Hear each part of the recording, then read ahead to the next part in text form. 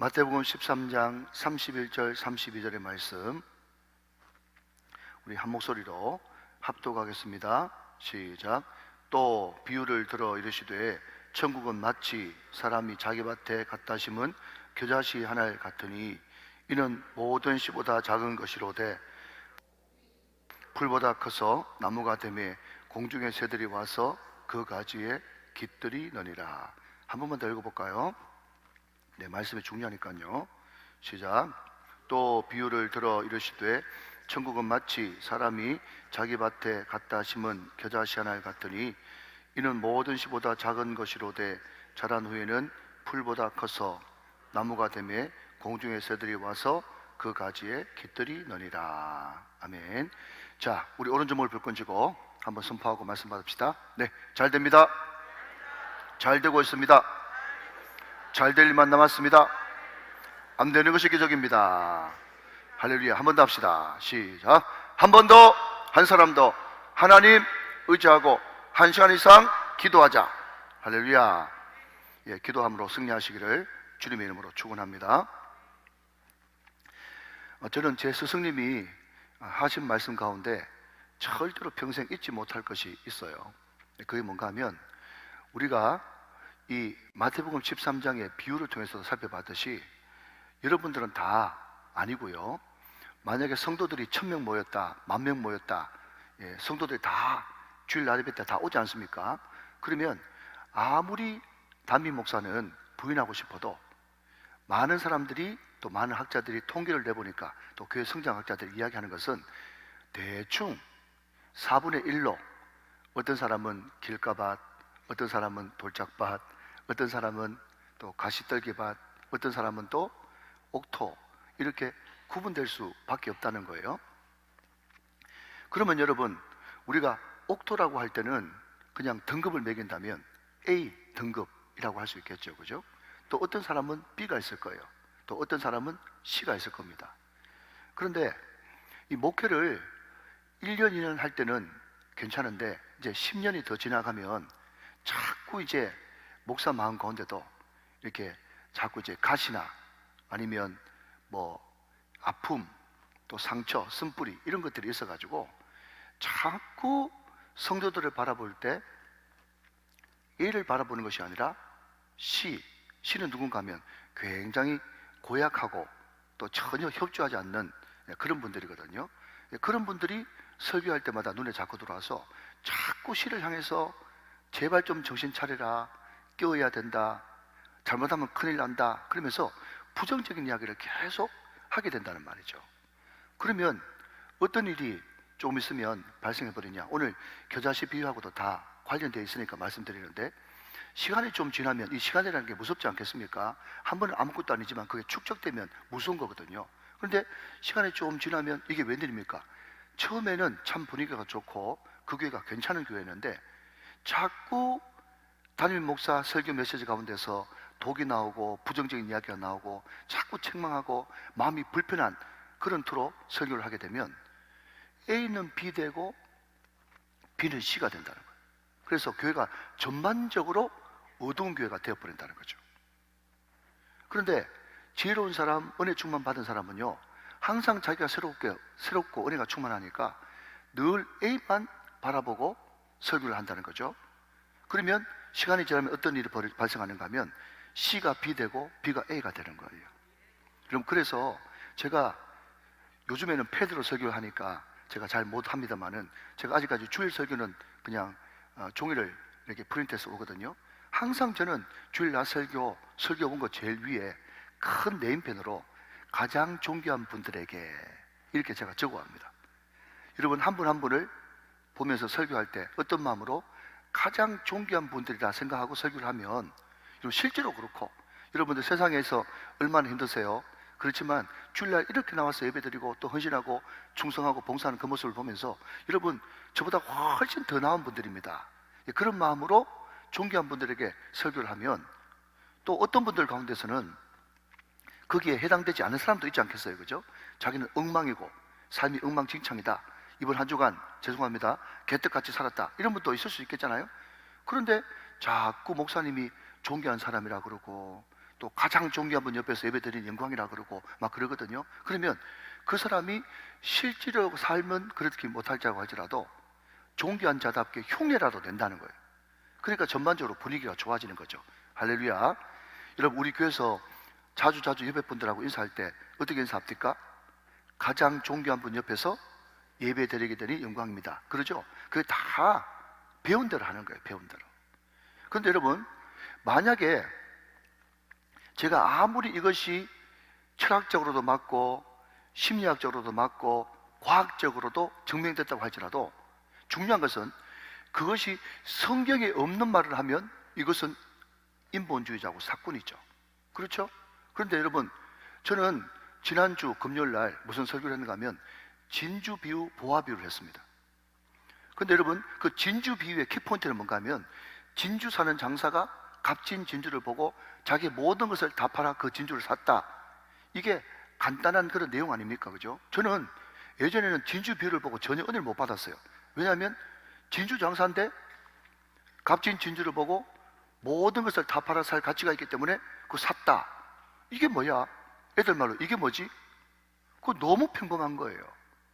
그런데 여러분, 이번에 다시 한 번 더 이 말씀을 준비하면서 이 비유를 보니까 진주 장사는 누군가 하면요, 하나님이에요. 진주는 누군가 하면요, 참으로 황공스럽게도 우리예요.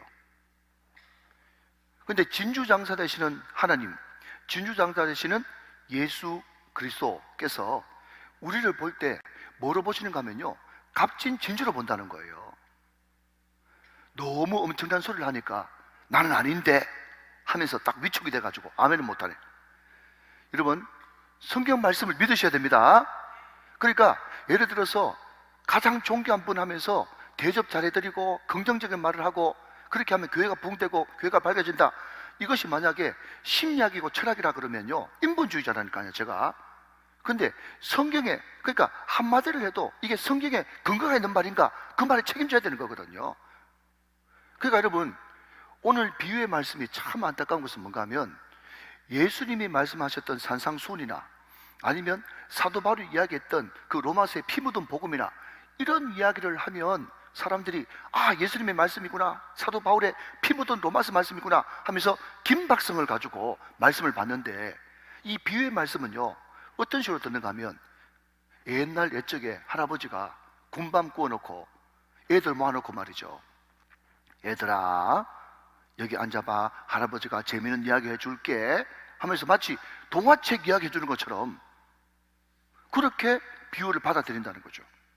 여러분, 절대로 그게 것이 아닙니다. 한 번만 더 반복합니다. 우리 예수님의 꿈, 하나님의 꿈은요, 주님이 직접 가르쳐 주신 주기도문에 나와 있습니다. 그게 뭐죠? 뜻이 하늘에서 이루어진 것 같이 이 땅 가운데도 이루어지기를 원합니다. 하나님의 나라이 임하는 것이 하나님의 평생 꿈이고 소원이에요. 이해되시면 아멘. 그러면 어떻게 하나님의 나라가 임하냐라고 했을 때 그 구체적인 방법을 안 가르쳐 줬어. 그러면 하나님의 나라가 어떤 방법으로 임하냐라는 구체적인 방법은 어디서 가르쳐 줬는가 하면 마태복음 13장 천국 비유, 천고마비에서 가르쳐 줬단 말이죠.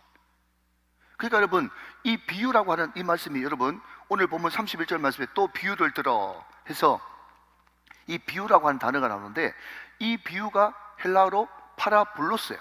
파라블로스. 이 파라블로스가 비유라는 뜻인데, 이 파라라고 하는 말은 뭔가 하면 옆에 이런 뜻이거든요. 블루스는 뜻이 뭔가 하면은 던지다 이런 뜻이에요. 옆으로 던지다. 그러니까 이 비유가 뭔가 하면 예수님이 꿈꾸시던 엄청난 하나님 나라의 비밀을 이 비유에 담아가지고 천국 백성들에게 던져주는 것이 비유예요. 이해되십니까?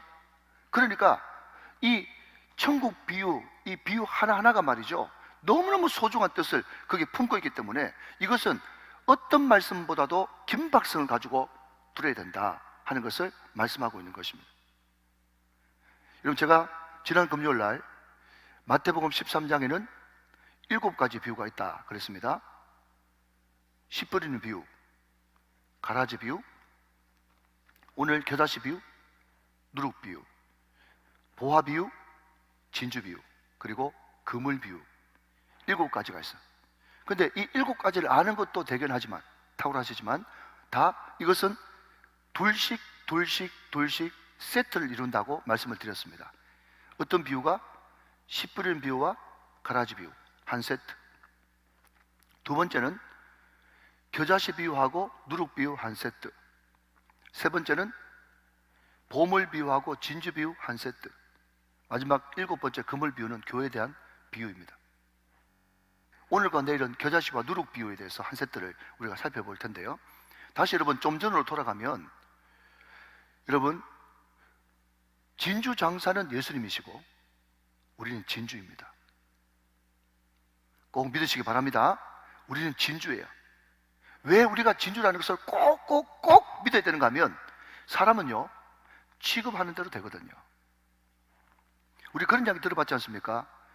남편이 자기 아내를 왕비처럼 취급하면 자기는 왕 되는 것이고, 무수리처럼 취급하면 자기는 그리고 그런 인간으로 끝나는 것입니다. 그렇죠? 그러니까 사람은 취급한 대로 된단 말이죠. 그런데 다른 사람이 나를 어떻게 취급하느냐, 이것도 굉장히 큰 영향력을 미치지만, 그보다 더 중요한 것은 자기가 자기를 어떻게 취급하느냐, 이것이 너무너무 중요한 거예요. 이게 아이덴티티, 정체성이거든요. 내가 예를 들어서 내가 나를 규정할 때, 나는 쓸모없는 인간, 갈 때까지 간 인간, 막 살아도 되는 인간, 이렇게 생각하면요 행동 자체가 막 간다니까요. 그렇지만 나는 주님 안에서 진주야. 나는 하나님의 은혜를 받은 사람이기 때문에 나는 하나의 티라도 남기기 싫어. 그러면 안 돼. 그런 생각 가지고 있는 사람은요 자기를 고귀하게 가꾸게 된다니까요. 여러분, 우리가 정말 진주인 것은 진주 장사 되시는 예수 그리스도께서 다 팔아서 우리를 샀지 않습니까? 그러니까 우리는 어떤 존재가 하면요 예수님 짜리입니다. 예수님 짜리. 100만 원 주고 사면 100만 원짜리, 1000만 원 주고 사면 1000만 원짜리, 1억 주고 사면 1억짜리. 다시 한번요, 우리 예수님이 전지전능하신 분이신데, 여러분 인간들이 봐도 아 이거 100만 원짜리 되겠구나, 200만 원짜리 되겠구나, 이것을 다 분별하는데, 우리 예수님이 전지하신 분이, 여러분 그 생명을 다 바쳐 우리를 살 때는 얼마나 우리가 진주 같고 이것을 절대로 놓칠 수 없었으면 자기 생명을 다 팔아 우리를 샀겠습니까? 여러분, 이게 복음입니다. 여러분, 사랑하는 여러분, 주 예수 그리스도 안에서 예수님의 피로 진주 되신 것을 축하드립니다. 그러니까 중요한 것은 이제 우리가 진주가 됐으니까 진주답게 살아야 되는 거예요. 진주답게 살자. 진주답게 살자. 웬만한 것에 넘어가지 않고 고귀하게 주님의 핏값 값어치를 하면서 진주답게 살아야 되는 거예요. 그러면 진주답게 사는 것이 뭐냐라고 물으신다면 우리도 다 팔아야 되는 거죠. 우리도 다 팔아야 되는 거예요. 우리 예수 그리스도께서 다 팔아 우리를 사서 우리를 진주라고 불러주셨다면 우리도 다 파는 거죠. 근데 자꾸 팔아봐야 여러분 더 크게 팔 수가 있습니다. 이것을 다른 말로 바꾸면 고기도 먹어본 사람이 먹고요, 드리는 것도 드려본 사람이 드리고, 여러분 헌신도 해본 사람이 합니다. 그러니까 여러분 헌금도 헌신도요 자꾸 해본 사람이 그게 재미가 나가지고 이거 하나님 앞에 드리는 거 이거 공짜 아니네, 이 드리고 나니까 더 큰 거 주잖아, 이거 이 웬일이야 이거. 그런 은혜를 자꾸 체험하니까 더 드리고 더 드리고 더 드리는 거예요. 이게 뭔가 하면 그 진주, 나를 진주 삼아주시기 위해서 전적으로 다 파신 그 주님의 은혜가 내 마음속에 파고 들어오면 말이죠, 나는 옛날에는 조금 드렸는데 나중에는 점점 가면 갈수록 더 드리고 더 드리고 더 드리고 해서 나중에 내 생명까지 다 드려도 아깝지 않은 분이시구나 라고 고백하는 그 사람들을 우리는 뭐라고 부르는가 하면 순교자라고 부른단 말이에요. 할렐루야. 그래서 여러분, 우리가 보아와 진주 비유에서 가장 키포인트는 다 팔아, 다 팔아, 다 팔아, 이런 단어입니다. 여러분, 결론부터 먼저 말씀드리면 이 비유에는 말이죠 미스터리가 있어요. 수수께끼가 있습니다. 그게 뭔가 하면 그것이 한 단어이기도 하고 한 구절이기도 하고 아니면 한 문장이기도 합니다. 그러니까 보화 비유와 진주 비유의 가장 미스테리, 핵심 키워드는 다 팔아입니다. 다 팔아. 그러니까 키포인트를 잡아야 되는 거죠. 여러분, 그렇다면 다시 오늘 본문으로 돌아와서 오늘 겨자씨 비유에도 키포인트가 있겠습니까? 있겠습니까? 당연히 있겠죠. 자, 여러분, 오늘 이 겨자씨 비유의 키포인트는 뭔지 그것을 기대하면서 우리가 오늘 말씀을 좀 시작해 보도록 그렇게 하겠습니다. 자, 31절 말씀 보시면 또 비유를 들어 이르시되 천국은 마치 사람이 자기 밭에 밑줄 긋고 갖다 심은 겨자씨 하나 같으니 그렇습니다. 자, 여러분, 이 천국은 마치 뭐가 같은가 하면 자기 밭에 겨자씨를 심었대요. 뿌렸대요. 자, 여러분, 저를 잠깐 보시면 적어놓고 만약에 내 밭에 뭐 모내기를 한다든지 아니면 뭐 인삼을 심었다든지 아니면 다른 사람들이 한번 들어보지도 못한 것을 제일 먼저 가져와 가지고 여러분 특수작물을 심었다든지 그러면요, 동네 사람들이 뭐라고 얘기하는가 하면 오, 그 집에 이번에 인삼 심었대. 어디서 가져온지 모르겠지만 어떤 특수작물 발음도 잘 안 된다. 시골 사람들 늘 그러잖아. 발음도 잘 안 된다. 그런 거 이상한 거 가져와 가지고 그 밭에 그거 심었대. 그러면요, 그거 잘 되겠나, 잘 돼야 될 낀데 하면서 관심을 가져준다는 거예요. 그런데 여러분, 다른 밭도 아니고 이 사람이 자기 밭에 겨자씨를 심어요. 여러분, 겨자씨는요, 얼마 전에 피라미드에서 겨자씨보다 더 작은 씨가 나와가지고 이게 제일 작은 씨다 그렇게 바뀌었습니다만은 그것이 발견되기 전까지는요, 고대에서 존재하는 씨 가운데 가장 작은 씨가 겨자씨입니다. 이 성경에 겨자씨 나오는 바람에 겨자씨 장사들은 말이죠, 요만한 병에 담아가지고 팔아가지고 부자가 됐어요. 성경에 안 나왔으면 국물도 없었을 건데. 근데 이 겨자씨가 약간 투명하게 보여가지고 자세하게 눈 어두운 사람은 자세하게 안 들다 보면 그 여러분 손가락 위에 그것이 있는지 없는지도 모르는 너무너무 작은 거예요. 작은 거. 근데 그 작은 거를 자기 밭에 심었다. 그러니까 하나님의 나라는 어떤 나라인가 하면요, 다른 사람들이 보기에 처음에는 아무것도 아닌 것처럼 미미한 곳에서부터 시작한다. 이것이 첫 번째 메시지인 거예요. 자, 여러분 보십시오. 그 당시에 헤롯 땅, 바리새인, 서기관, 사두개인들, 또 로마의 병사들, 그런 사람들은요, 일단 규모가 크고 모든 사람들이 다 주목하는 그런 집단이었어요. 그죠? 로마 황제, 엄청난 존재였죠. 말할 것도 없죠. 근데 여러분, 갈릴리 나사렛의 30살 청년 예수, 그 예수가 세상 사람들이 보기에는 보이는 존재였습니까? 보이도 않습니다, 여러분. 그리고 그 예수를 따라다니는 12명의 시골 출신의 촌떡이들, 일자 무식한 사람들, 12제자들, 그 사람들이 여러분 처음 볼 때는 주목할 만한 사람들입니까? 아니요. 뭐 저런 사람들 데리고 다니는, 소위 말해가지고 여러분, 예수님은요 골목대장이고요, 12명은요 정말 할 일 없는 똘마니들입니다. 거기서부터 여러분 하나님 나라가 시작되었습니다. 왜냐하면 예수님은 하나님의 나라시니까요. 그런데 문제는 뭔가 하면 그 예수님은 생명이세요. 아무리 적은 것이지만 그 안에 생명이 있었기 때문에 그 생명이 시간이 지나면서 점점 커져서, 여러분 그 당시에 주류사회에 있었다고 하는 바리새인들, 사두개인들, 그 사람들이 전혀 주목하지 않다가 예수님이 예루살렘에 내려가서 제일 먼저 하신 사건이 뭐죠? 성전 청결 사건. 그것을 빵 터뜨리지 않습니까? 그때부터 화들짝 놀라면서 주목하기 시작했는데, 여러분 혹시 우리 성경이 읽어지네 할 때 우리 대표님이 오셔가지고 여러분 그 이야기 기억나십니까? 예수님이 이쪽으로 가도 쳐다보고 예수님이 저쪽으로 가도 쳐다보고 계속해서 어느 순간부터 그 당시 줄이라고 하는 로마의 빌라도부터 시작해가지고 바리새인들, 사두개인들 모든 사람들이 주목하는 그런 사람으로 변화되지 않습니까? 그러니까 여러분, 하나님 나라가 바로 그런 거라는 거예요. 우리가 아무것도 아닙니다. 우리의 작은 움직임 아무것도 아니에요.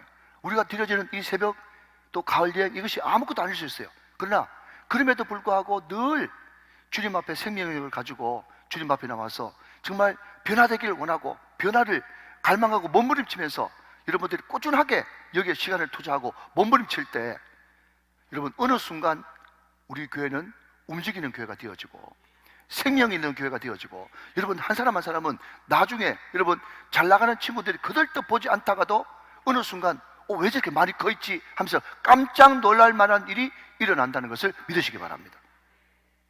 그러니까 여러분, 결론부터 말씀드리면 이 겨자씨 비유의 핵심은 뭔가 하면요, 네가 지금 옳은 일을 하고 있느냐, 네가 지금 생명 일에 투자하고 있느냐, 네가 말씀 가운데 바로 서 있느냐, 네가 지금 하는 일이 정말 남편을 위해서 기도하고 아이들을 위해서 기도하고 정말 절망 가운데 있는 우리 다음 세대를 위해서 기도하고 네가 충성하고 헌신하고 하는 이것이 너무 미미해가지고 보이지 않는 것 같고 가치가 없는 것 같으냐, 그래서 실망하느냐, 작다고 실망하느냐, 절대로 실망하지 말라는 거예요. 계속 그 일을 하라는 것입니다. 그 일을 계속 할 때 반드시 그 안에 생명력이 있고 예수님을 바라보는 눈이 있다면 반드시 하나님께서 자라게 하셔서 나중에는 수많은 영혼들이 깃들여서 노래하는 새소리를 들으면서 하라는 것이에요. 여러분, 어떤 사람은 이야기하기를 정말 생명력이 있는 사람은 겨자씨 하나를 바라보면서도 영혼의 새소리를 듣는다 그랬어요. 할렐루야.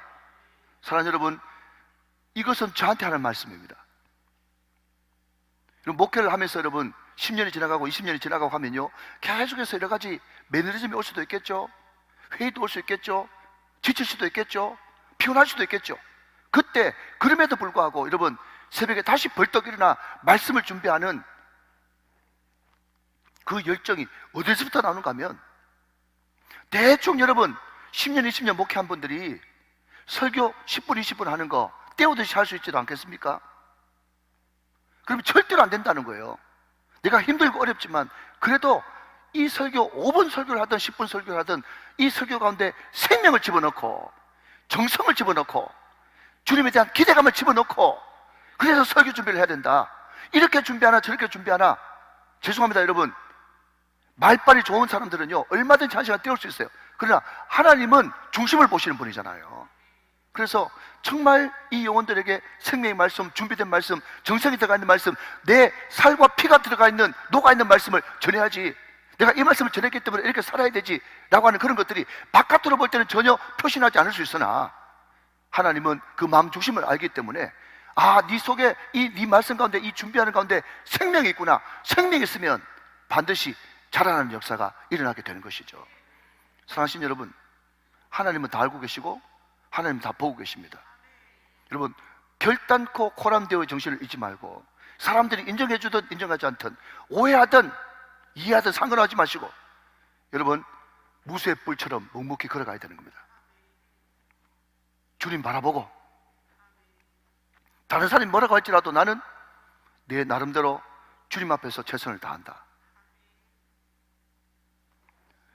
여러분, 여기에 또 키워드 중에 하나가 작은이에요. 많은 사람들은 여러분 크기가 진리라고 믿는 시대를 살아가고 있습니다. 그렇죠? 여러분, 교회도 마찬가지입니다. 여러분, 그 안에 어떤 메시지가 지금 던져지고 있고 그 안에서 무슨 일이 벌어지고 있는가, 그것을 생각하지 않고 일단 사람 숫자 많고 교회 크기 크고 재정 많으면 굉장히 건강한 교회로, 하나님 앞에 복받은 교회로 생각합니다. 물론 그럴 수도 있겠죠. 그러나 안 그럴 가능성도 매우 높습니다. 여러분, 제가 지난번에 연세대학교 이화여대 이야기하면서 여러분 학교는 엄청나게 공룡처럼 커졌는데 거기에 동성애, 인권조례, 페미니스트, 그게 여러분 나쁘다는 말이 아니고 성경을 바라는 모든 것들이 논의가 거기서 진행되어집니다. 여러분, 채플에 여러분 찬양 대신에 곳곳에 여러분 재떨이가 놓여져 있는 그 학교, 본질을 잃어버렸어. 요란한 소리 가운데도 거기에 하나님이 안 계실 가능성이 많이 있습니다. 우리 교회는 끊임없이 여러분 외형이 커져가고 사람 숫자가 많아질수록 그럼에도 불구하고 우리는 본질을 추구하는 메시지를 던져야 되는 것이고, 그래서 이 본질과 크기가 같이 가려고 하는 몸부림, 여러분 깨달음이라는 것이 뭐라고요?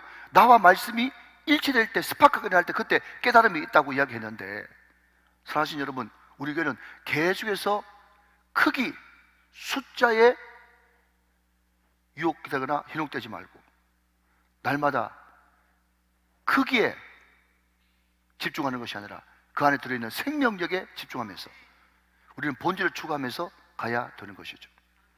여러분 오늘 본문 한번 보시면요, 32절 말씀에 보시면 굉장히 중요한 단어를 이제 오늘 하이라이트를 말씀드립니다. 32절, 이는 모든 씨보다 작은 것이로되 자란 후에 풀보다 커서 나무가 되매. 자, 다시, 이는 모든 씨보다 작은 것이로되 자란 후에는 풀보다 커서 나무가 되매. 자, 나무라고 하는 단어가 오늘 키포인트입니다. 자, 나무 동그라미. 공중의 새들이 와서 그 가지에 깃들이려니라. 자, 이것만 설명하고 마치겠습니다. 자, 여러분 저를 보십시오. 자, 여러분 콩 심은데 콩나죠? 예. 콩은 여러분 나무가 아닙니다. 그렇죠? 콩나무 그런 거 들어보셨어요? 예. 콩 심으면 콩납니다. 풀과에 가까워요. 나무가 아니니까 말이죠. 자, 그런데 여러분 겨자씨는 말이죠, 겨자는 풀 종류입니다. 제가 방금 콩 이야기했던 것처럼. 여러분 아시아에서는 1, 2m 자라고 중동에서는 3m까지 자라는데 이 겨자씨는 풀까지 절대로 나무가 아닙니다.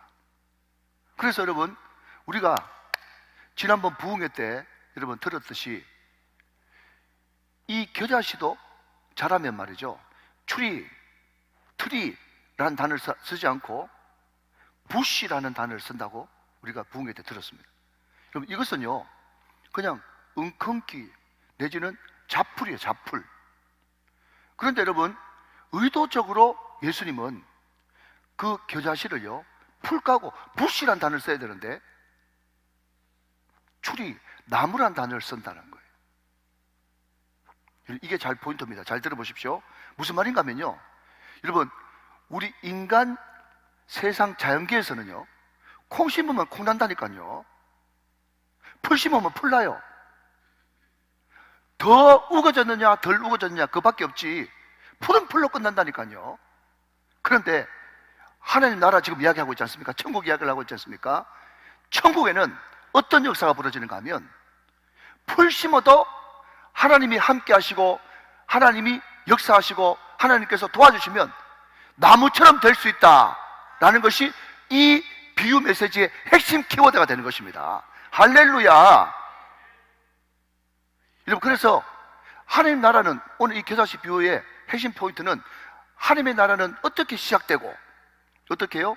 알지도 못하게 시작돼 가지고 어떻게 과정을 거치는가 하면요, 정말 땅속에 파묻혀 가지고 마치 죽은 것처럼 일정 기간 죽었구나, 여기서 끝났구나 라고 하는 그 어두운 터널을 반드시 통과하게 됐단 말이죠.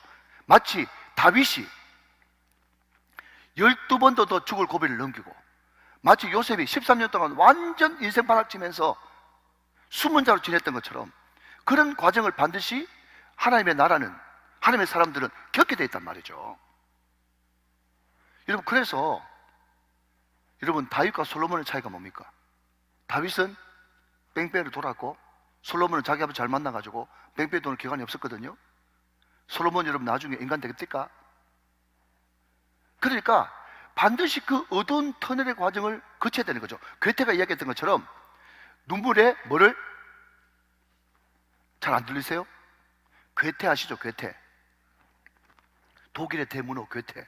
괴테가 뭐라고 그랬다고요? 눈물의 빵을 먹어보지 않는 사람, 또 머리를 주워 뜯는 그냥 제 의역입니다. 물을 주어 듣는 그 밤, 눈물의 밤을 보내지 않는 사람, 하나님, 그 사람과 하나님 나라를 의논하지 마십시오. 그렇게 이야기했어요. 눈물의 빵을 안 먹어본 사람, 여러분, 산전수전, 공중전, 한 곱이 안 넘긴 사람하고는요, 말을 섞으면 안 됩니다. 반드시, 여러분, 과정은, 그 어두운 과정을 통과하게 돼 있어요. 그게 하나님 나라예요. 반드시 믿으시기 바랍니다. 나는 고난받는 거 싫어요. 나는 그냥 여유롭게 그냥 즐기고 싶어요. 솔로몬 길을 가고 있습니다. 하나님의 나라는 처음에는 아무것도 아닌 것처럼 밋밋하게 시작했다가 나중 보니까 죽어버렸네. 완전 땅속의 깊은 어두운 터널을 통과하는 거예요. 죽은 줄 알았더니 그 땅속에서 고난을 배우고 겸손을 배우고 다른 사람을 이해하게 되고 납작 엎드릴 줄 알고 절제할 줄 알고 그런 것들을 그 땅속에서 다 배웠다가 죽은 줄 알았더니 어느 순간 하나님께서 점점 자라게 했는데 풀이네, 왕성한 풀이네, 점점 더 커지네, 처음엔 풀이었는데 어떻게 나무가 되었네. 할렐루야. 그것으로 완성된다 하는 것이 그 자시 비유의 핵심 포인트가 됩니다. 3단계, 겨자씨 나무가 되는 3단계, 그것이 오늘 비유의 핵심인 것이죠. 여러분, 선교 역사를 쭉 읽어보면요, 이제 마무리하면서 선교 역사를 쭉 읽어보면 선교 역사가 다 이 과정을 거쳐서 통과했구나, 이 생각을 합니다. 여러분, 개인적인 성장도 마찬가지고요. 여러분도 오늘 다 일일이 케이스 바이 케이스로 다 이야기할 수 없는데 여러분들이 어떻게 해서 지금 이 자리까지 오게 되는지 생각해 보세요. 여러분, 처음부터 괜찮은 사람이 있습니까? 내가 다 알고 있는데. 그러니까 여러분, 지금 호주 선교가 한 130년 됐어요. 여러분, 130년 전에요, 호주에 헨리 데이비스 또 메리 데이비스라고 하는 두 선교사가 우리나라 부산에 들어왔습니다. 그때가 1889년 10월 2일이에요. 이 사람이 원래 인도 선교사였는데 약관 20살에 인도 선교사로 갔다가 말라리아에 걸리는 바람에 다시 고국으로 돌아가서 병 고치고, 그리고 뜨거운 이 조선 선교사의 이야기를 듣고 이제 조선이라는 땅에 이 헨리 데이비스 선교사가 오게 됩니다. 부산에 도착했어요. 서울까지 가가지고 언더우드 선교사를 만나고 또 거기서 한글을 얼마나 머리가 좋은지 빠르게 익힌 다음에 선배 선교사님들은 그냥 바다를 통해서 부산 가라 그랬는데 이 사람은 어차피 이렇게 온 거 영혼 만나고 싶다 그래가지고 그냥 내륙으로 전도 여행을 하면서 이제 부산까지 오기로 작정했는데 이게 웬일입니까? 너무 과로해가지고요, 이 사람 병이 걸린 거예요. 일주일 동안 아무것도 못 먹고 홀딱 굶다가 부산에 온 지 6개월 만에 이 헨리 데이비스가 죽습니다. 그 헨리 데이비스가 여러분 죽었을 때 완전히 호주 선교 역사는 끝났다고 생각했죠. 그런데 그 동생인 메리 데이비스가 자기 오빠의 그 6개월 동안 짧은 생애, 그리고 자기의 비전, 이런 것들을 호주 교회에 이제 편지로 보내게 되는데, 그 편지를 받았던 호주의 빅토리아 교회라고 하는 곳에서 너무 자기들도 힘들고 어려웠는데 지금 우리들 교회 상황인 것 같아요. 너무 거기도 어렵고 힘들었는데 그래도 이 헨리 데이비스 선교사의 이 뜻을 우리가 저버리면 안 된다 그래가지고 그 교회를 중심으로 해가지고 그 선교에서, 호주 선교에서 꾸준하게 몇 명을 보내줬는가 하면 130명의 선교사를 부산, 경남 일대에 보내줬다고. 그러니까 우리는 어쩌면 우리 울산 같은 경우에도 호주 선교사 권역에 들어 있는 것입니다. 130명을 보내줬어요. 그 사람들이 들어와가지고 여자들한테 복음 전하고 또 한센시병 환자들한테 복음 전하고 또 아픈 사람들, 힘든 사람들, 그런 사람들 정말 꾸준하게 복음을 전해가지고 세계 선교 역사 가운데 호주 장로교 선교 역사가 가장 아름답게 빛난다고 할 만큼 놀라운 열매를 한국교회 가운데 이루어 나왔습니다.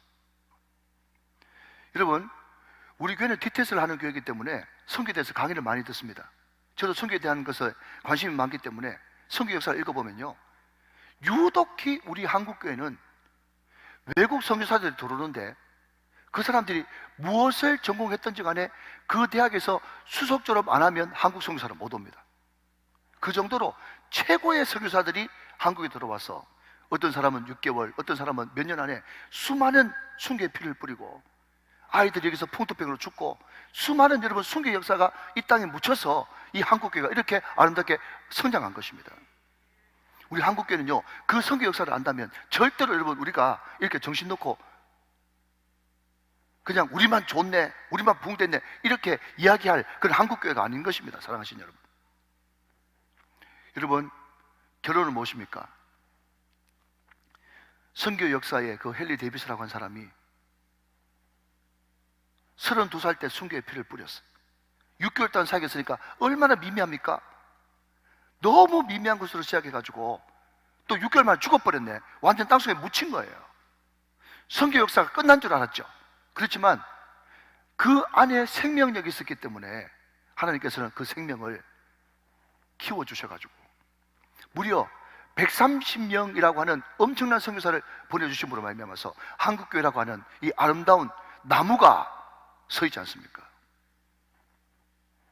오늘 여러분 이 말씀을 잘 간직하면서 혹시 지금 내가 드리는 이 예배, 내가 지금 아무도 보이지 않는 곳에 하는 헌신, 특별히 우리 중고등부 같은 경우는 정말 선교사라고 할 만큼 완전 다른 세대 아닙니까?